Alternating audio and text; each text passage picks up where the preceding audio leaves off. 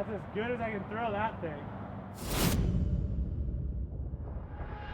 What is happening, guys? Welcome back to the channel. This video is actually gonna be sponsored by Audible, so thank you so much for sponsoring this video. We are out here actually in Las Vegas at Sunset Park, which hosted the 2019 NGT Next Gen Tour Qualifier. The scores are right here. There wasn't that many people in the advanced division, but it looked like the lowest score of the week was 55, which is 3 under. The winning score was 1 under for both days. It's a beautiful park. They actually have 24 holes out here, all par 3s that you can play, which is really awesome. But the NGT setup's a little bit different. I know the baskets on some of the holes might be not exactly the same as where they were for the tournament, but we're gonna do our best. And I just kind of want to see where I'm at. It's a beautiful day. It's about 55 or so, not that windy. So let's jump into it on hole 1 right now. Okay, hole 1, 390 feet. You can see the basket way off in the distance. I think the gap here is kind of where the guy in the yellow shorts is, going out there and just kind of letting it fall over to the left. So we're gonna give this guy a go. Get around it, come back, keep coming, keep coming. All right, no skip, it'll be all right. So we're out here in Las Vegas right now. Some people might think I'm out here for the tournament that's coming up. That's not the case. I'm actually out here for Kelsey. She's behind the camera right now. Always working and twerking. So I thought, hey, I'll join her because the weather right now here is way better than it is in Dallas. So if you're not following Kelsey on Instagram, you should definitely do that. Tap in par. Not a bad start. Kind of a long hole. The Onyx is the only fairway driver I have in the bag right now, and it's pretty overstable. I think it was the actual perfect disc for this. I would just say at 390 feet, standstill is probably a little bit of a reach, especially like the first throw, getting it there. I'm gonna slowly, hopefully guys, incorporate an X step in, but before I do that, I really wanna get my form down because there were some things I weren't really doing that well. Paul had me just do a standstill, it cleaned those things up. So once I kind of feel comfortable doing that, I'll probably start slowly walking into it and then slowly build up the X step. Did I shoot that right? That's still pretty far. That's 420. So 420, you can kind of see it just sneaking behind. We're on hole number 2. Got to go left of this tree. So I'm actually gonna throw the same disc. And this is the crazy thing about disc golf, guys. So these are exactly the same disc.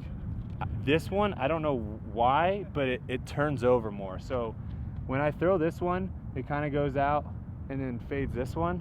This one, when I throw it, it just stays on that anhyzer way longer. So I'm gonna try to aim for that big tree and kind of have it turn over.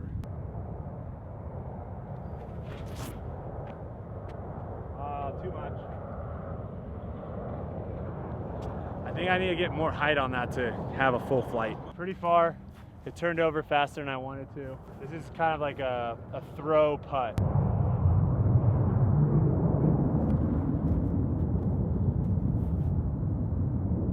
Not the greatest effort, but it should be a tap in for par. Like I said, it wasn't the greatest attempt, but pretty easy here. Okay.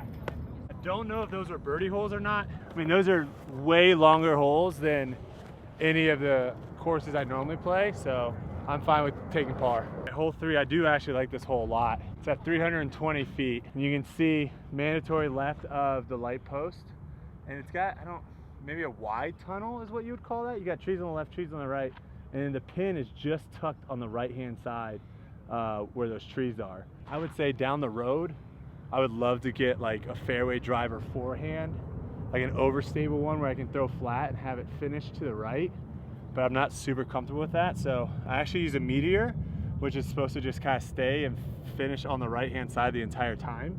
So I'm just gonna throw a little anhyzer out and let it just float down to the basket.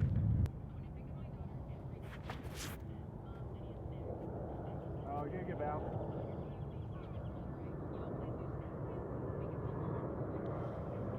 I didn't even see a kick. Did you see a kick? Nope. So I think, guys, I got a really good kick, but you didn't see it. I think it hit, because it was turned over too much. I think it hit this tree, and it basically just straightened it out. So we're inside circle 1. We got birdie look. A little low, but I'll take it. Yeah. Man, sometimes you get really good kicks from trees, and sometimes you don't. That was a good one. So those first 3 holes, guys, are the normal setup. On this hole, number 4, the pin's either short or long, but this is for like the normal 24 hole layout. For this one, you're not gonna be able to see it here, but essentially it's a par 5 and you gotta curve it all the way around the baseball field, and the basket is literally like way down there. So it's kind of freaky. So I think just on the tee shot, ideally, I think you just kind of want to make sure something's in play. It looks like that light post is probably a mandatory. So I'm gonna get freaky and throw that huge anhyzer with the onyx, and hopefully just let it turn and just have something, because you can see where those guys are right there. If I can have something in that area, I can get pretty close to reaching this in 2. So I think that's the play.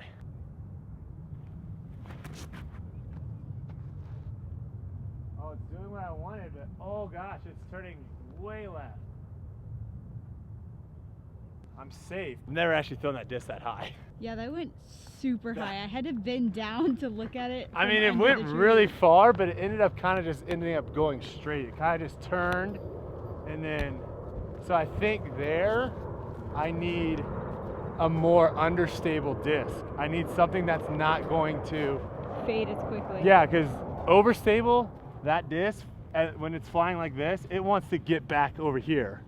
Understable, it's gonna just allow you to just keep gliding. So like to manipulate it almost. Yeah, which is good because I haven't picked out my fairway drivers or drivers yet. I can, know like that's a throw, especially on this hole. Like the Meteor, it's like basically I want the Meteor, but in a fairway driver or driver form. Unfortunately, that's not the hole we're playing. That's the normal hole, which would have been a really sick shot for it. We're playing the hole really far out there. Oh, too high. It'll fade though. No, it won't. Why is that one not fading? I threw that one too much anhyzer. I think that's OB. You can kind of see it up there. It's probably 200 feet or so. So I'm gonna go with a little Malta action. And hopefully this chain situation is not too much of an issue. I get 3 meters off OB, I think. Use the rules, Brodie, use the rules. So I think it's like 1, 2, 3. Okay, I think I did that right. Now I actually have a decent shot.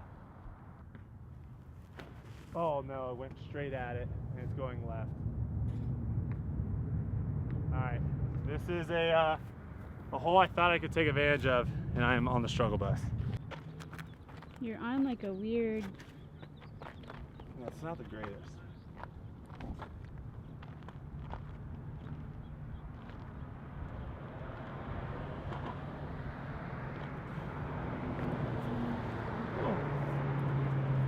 Gave it a run.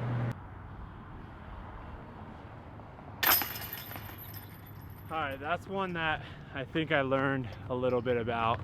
If I was in the tournament and we had round 2, I definitely think I would have played it a lot differently. 310, 320. To the tree, the big tree in the middle there, that's 305. Okay. So it's a little bit of a throw. Basket, I think is almost the same basket we just had.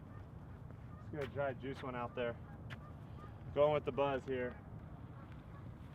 Oh, that's way right. Too fast with the upper body. Not the worst, but not the best. I think we're just gonna go hyzer putt. We're gonna step out, we're gonna do a little straddle, and I'm gonna go with the zone jawbreaker here because I want this thing to dig hard. So I'm gonna throw it out on a hyzer, give it a chance. If it goes in, fantastic, but ideally inside somewhere circle 1. Way short. Didn't really give it a chance, but that should be a par.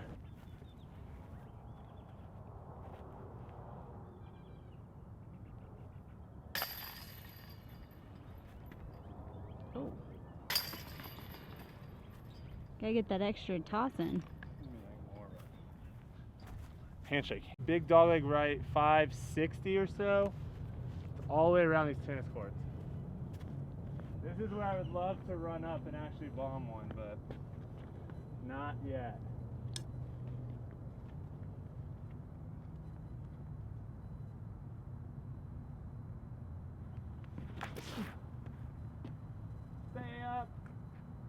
up a little bit.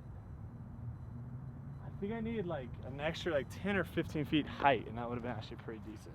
This is the basket. Oh, I almost got around the corner. Another like 10 feet and I would have had a clear shot. The basket all the way down there. 300 feet, I don't know if I have that yet really consistently with a forehand. So we're just gonna go Anheuser backhand. Keep coming right. More right. Oh.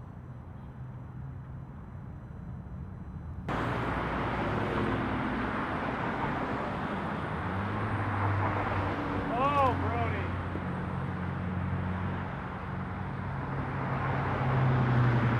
Went straight up.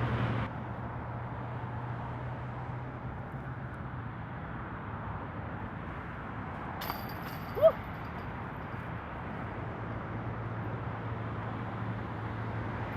We're going way right? I think there's a basket way right somewhere. I don't know exactly where. We're just gonna chuck one out there. Is like, someone laying in the field over there? yeah, this is notoriously kind of known for a homeless park. Not calling that person homeless, but you never know. Okay, this is 440, way over to the right.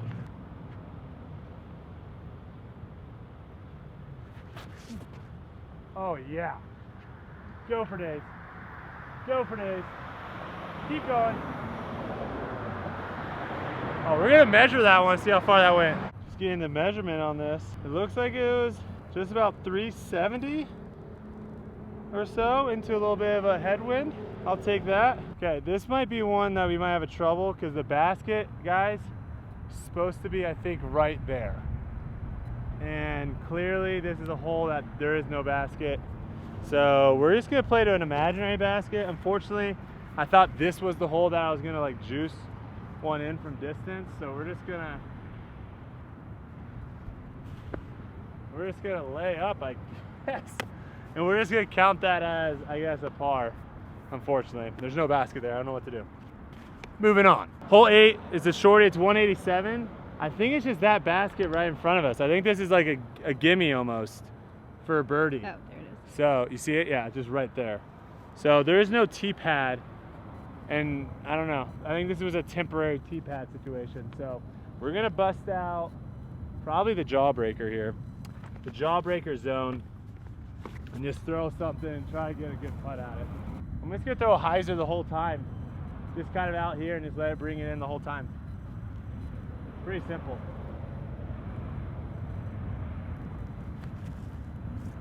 Hyzer. Go more left. Bring it in. All right, a little far and a little out to the right.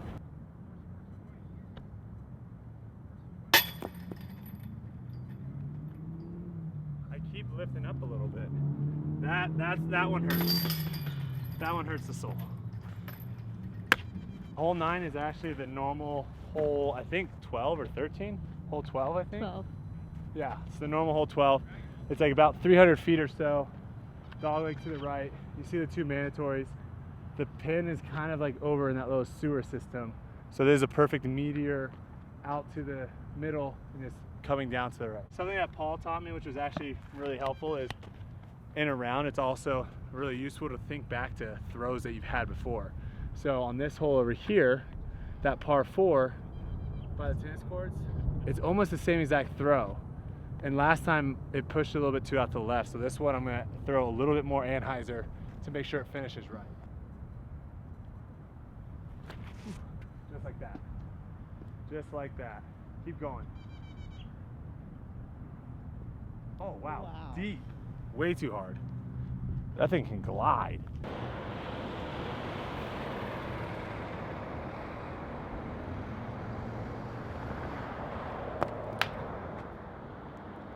Try to do that straddle putt for that to try to get it a little bit low, but it was just too low.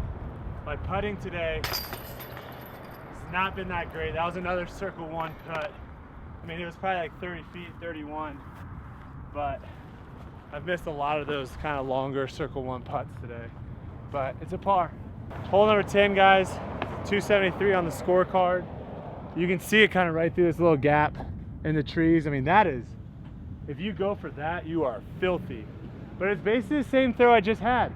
Meteor out there, digging in, to the basket. Same throw, but shorter, right? That last hole I probably threw 300 feet. I'm gonna try to throw this one up a little bit higher too, to kind of let it dig in more.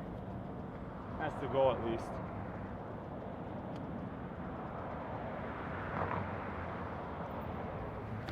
Oh. And that is bad. Oh, that's about as bad as it gets. Did you even see what happened? I thought it stopped over here. No, it hit the tree, landed, and then rolled in the absolute wrong direction. So that was a tree hit combo thrower. Thrower. A thrower is when you throw it and it turns into a roller by accident. You didn't actually mean for it to happen. That's probably the first really, really bad throw off the tee. I think I just yanked it, again, a little bit too fast with my upper body. Didn't let my hips clear. So my upper body was going too quick, launched into the tree. So now we're just salvaging for a par, hopefully. Oh gosh, that's way right and way short. Oh boy, not a good hole for Brodie.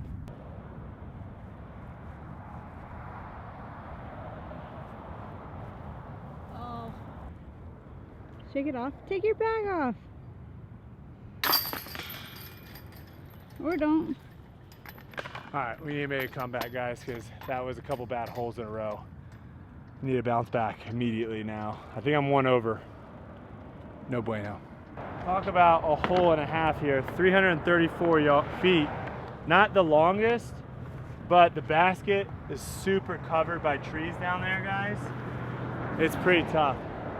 It's all the way down there. So the conservative Brodie says just like lay up and just try to make par and get out of here. The aggressive Brodie says onyx over the parking lot, have it come in. I want to be aggressive right now, but I feel like getting a par would be great. So no, we're just be aggressive. You want me to go aggressive? B-E-A-G-G-R-E-S. Kelsey wants it. Promise is I'm going right over this guy's car.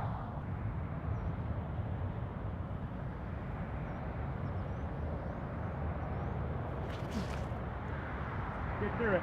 Get through it. It did. All right. Where'd it go? It's on the right-hand side. That is a tricky. Yeah. What the heck? So what we're gonna do here is we're gonna bust out the zone, but we're gonna go Z-flex. This one's gonna fade more left. It's more of an overstable disc. So we're gonna kind of go right at this palm tree. We're actually gonna go low. So I can throw up, have it turn, and then turn back again. We're trying to make this. Normally, I would just kind of lay up, but Kelsey said this hole is for aggressive play.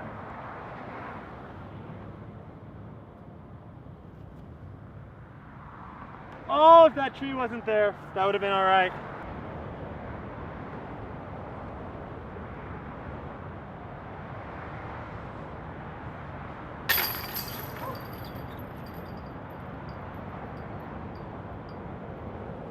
They were walking across the street for the last 8 holes, or 7 holes, I guess. There I go. Definitely coming out and playing a couple practice rounds before the actual tournament is probably super useful. I feel like sometimes I rush my pre-shot routine, if that makes sense. Yeah. And I'm hurrying a little bit too much. I need to just kind of take my time and slow down and make good throws, because I've had a couple really bad throws so far. Hole 12. It says it's about 304 on the thingamajigger. Not Pitbull 305. No. Checking in for the just a remix. little off. The basket's sitting down there, and I think there's a double mandatory. So you got to go left of that tree, and then if you come over here, you can see the other tree. If you come over here, you can see the other tree. You got to go right of it. So you got to go in between those 2 trees to the basket. So we're gonna go with the buzz, just kind of try to throw it on a hyzer the whole way and let it just fade into the basket.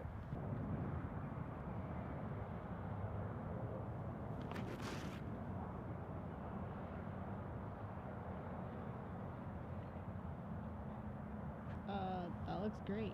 I think it might be a little bit short, but I think I finally got a good shot.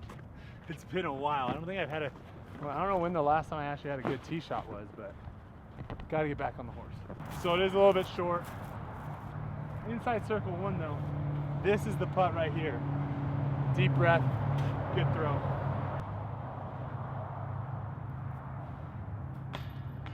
Oh my goodies. That hit the cage, that hit the top of the cage twice. Twice. That is my tendency, I think. I've noticed on like those 25 footers or so, I'm a little short. So the next one I get, I just need to push off that back foot more. Dang, that's what I would love to have back. Hole 13, 406 feet, par 3, massive boy, all the way down there. Crush it. Got the crush. That is the name for a big drive. And that's what I'm looking for here.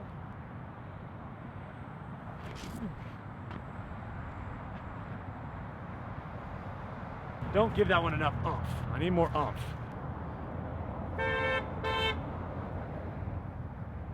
Joke's on them, I wasn't throwing yet.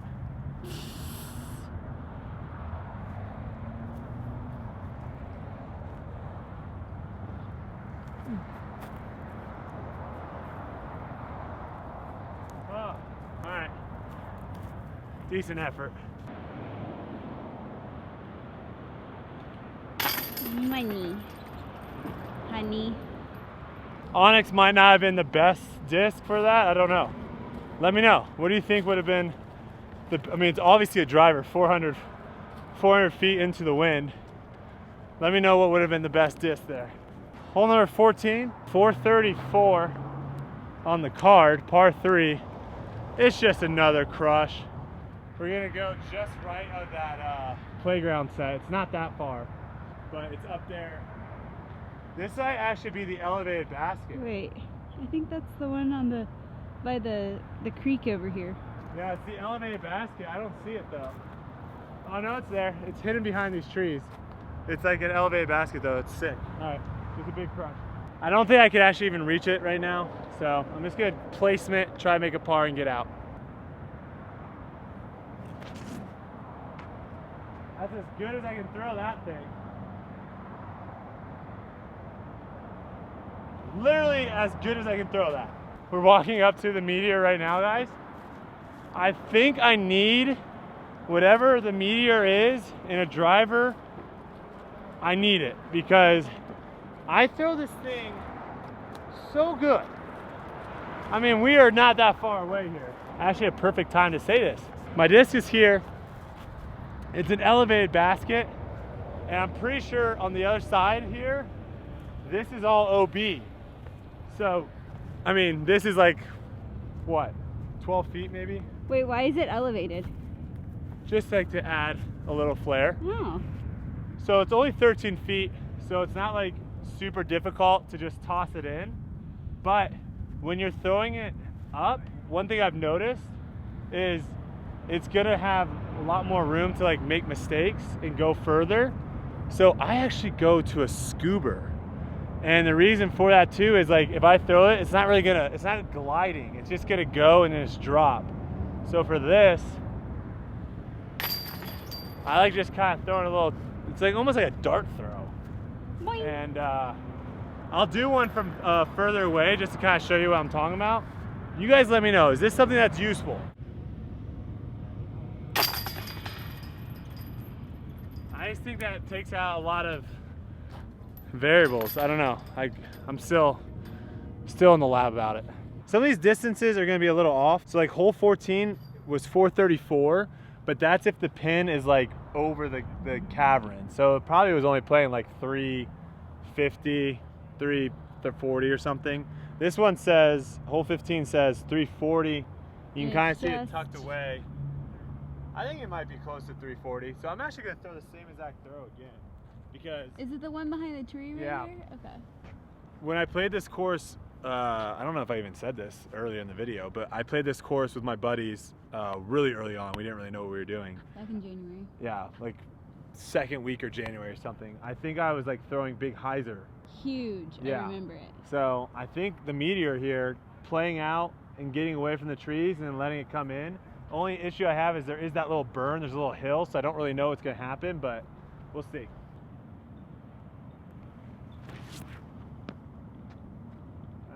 Not enough. Super short. It's definitely one of those holes.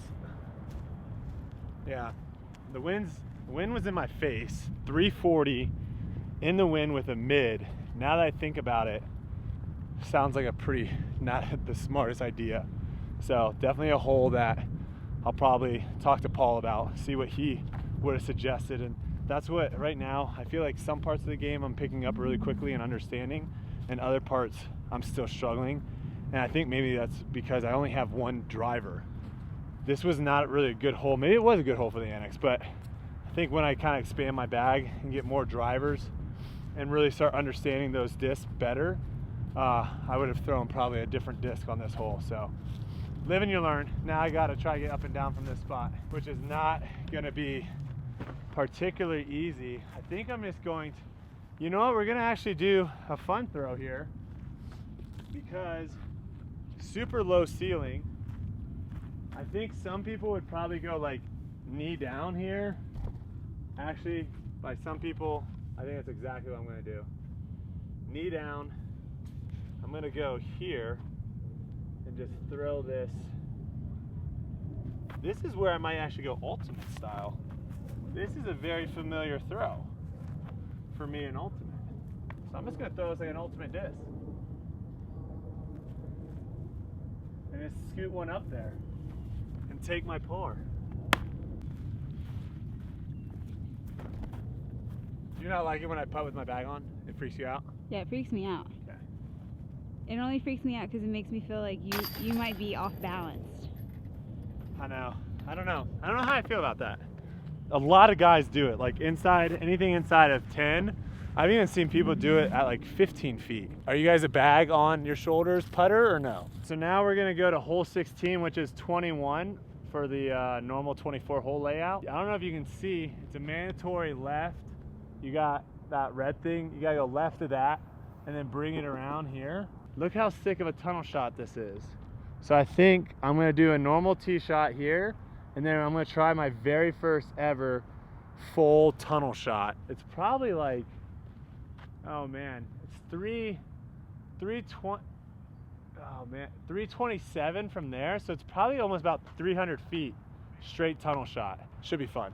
I need to turn this one over here.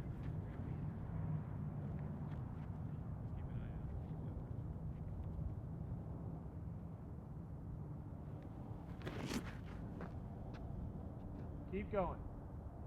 Oh, it's gonna flatten out. It's so hard to hold that angle the whole way. We're going Comet, guys. Tunnel shot.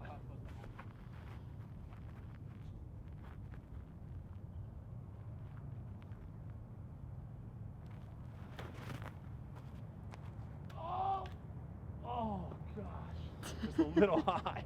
That is fun though. I'm not too upset with that meteor shot. I think if I did have a forehand drive with like a driver, I think that's definitely a forehand drive shot. Just throw it out here and have it dump to the right. But we got pin high. We do have a little bit of a low ceiling here. And you know what? I'm gonna ask the beautiful wife behind the camera if we're running this or not. Are we running it? We're running it. We're running it? Jawbreaker. She wants... Wait. No, we're going Luna. Oh, Wait, Luna. oh, do you know what running it means? Do you want to explain it? Are you running it like rolling it? So running it means that you're literally trying to make it.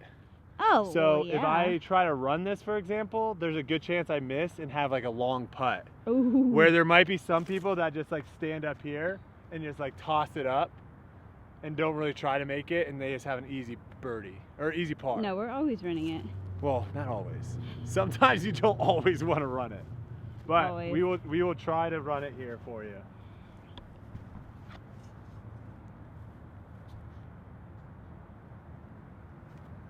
That's too far right. See, now I have like a little bit of a longer putt.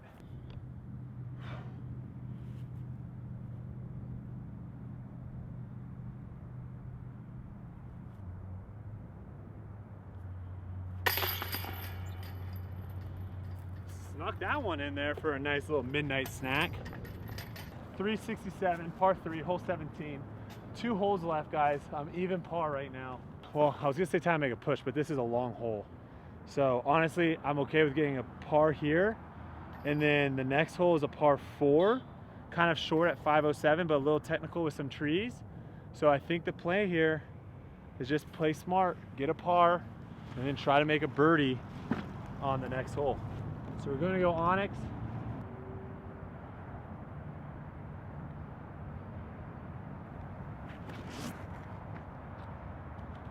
Oh no! Well, could have kicked it further than that. You can see the basket right there underneath that tree. I think it's a skip. Well, or is it? A I think forehand. it's actually a forehand out into this open space and let it come in. Don't even worry about those trees. I think that's what it is. So we're gonna go zone. Throw one out there and just let it go to the right.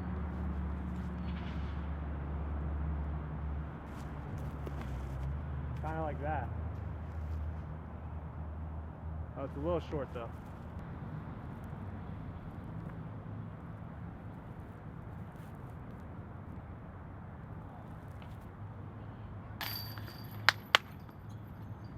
Nice. Oh no, I wasn't rolling. What? Were you not? I wasn't rolling. Oh, okay. I'm joking. Oh, you were. Oh. I was about to say that might have been my best putt of the day. I think we made it. Hole 18. Hole 18 basically combines hole 23 and 24 for a pretty epic par 4 to finish.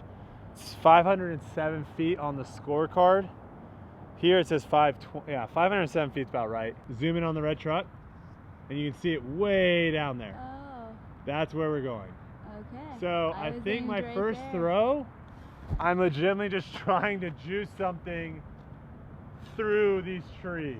Like just something over the trees. Okay. Ugh. Get over all it. No! Womp, womp, womp. Give me something freaky for the last hole to make birdie and shoot 1 under. We've got 90, 270 feet, super low, but your boy's going cheat mode and going super highs or over.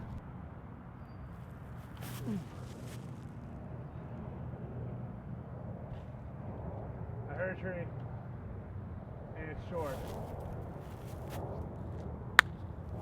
Final putt, straddle putt, let's go.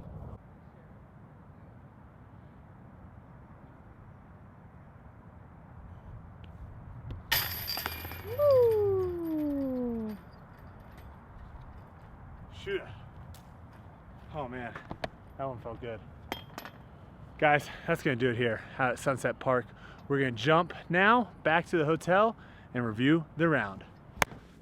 Well, we are back here in the hotel, guys. Hopefully you enjoyed that video. It's been a lot of fun actually starting to kind of film myself play these rounds because I can actually go back and watch them myself and see kind of where the mental mistakes were, maybe some of the things I need to still work on form. So hopefully you're enjoying them and also getting something out of them as I am getting something out of them as well. Thanks to Audible for sponsoring this video. 2020, a lot of things have changed. I'm gonna be doing a lot of travel for disc golf, which is gonna basically put me on a lot of long flights. And to make those long flights go by a little bit faster, I kind of turned to Audible. And if you're not familiar with what Audible is, you can basically just download the app either on your tablet, your phone, and it's basically audiobooks, podcasts. They have comedy, they have theatrical performances on there. They have even their own originals as well on there. So it's something that you can basically just listen to, pop some headphones in your ear, and it just makes the time go by. And something that I just started listening to is The Champion's Mind by Jim Aframo, where it basically digs in deep to how champions, how great athletes train, think, and thrive in their sport. And it's something that I'm hoping to, pick up some tips to help in disc golf. Disc golf has such a huge mental side. So if there's anything that I can do to kind of help me succeed in 2020 on the mental side of things, I think you know, listening to this will hopefully give me some of that intel and some information to help me. If that interests you guys, if you're looking for that, you can either go to audible.com/BrodieSmith or text Brodie Smith to 500-500 and you can start your free trial right now. And that's it for this video. Make sure you subscribe and like, because we got tons more content coming to you guys soon. Keep slinging those discs, and we'll see you in the next one.